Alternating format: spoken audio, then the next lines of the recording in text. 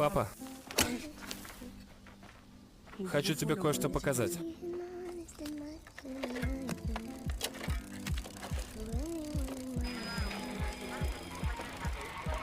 Лопасти, вращаясь, генерируют электричество. Понятно. Я хочу построить большой ветряк, который сможет питать насос. И тогда мы сможем сажать даже в сухой сезон. Я мог бы использовать твой велосипед. Мне придется снять колеса и часть рамы. Ты не сможешь использовать его как велосипед. Ты видишь, что творится? Люди умирают. Но моя идея поможет всем.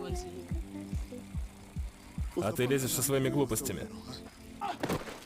Будешь помогать в поле! Забудь про школу!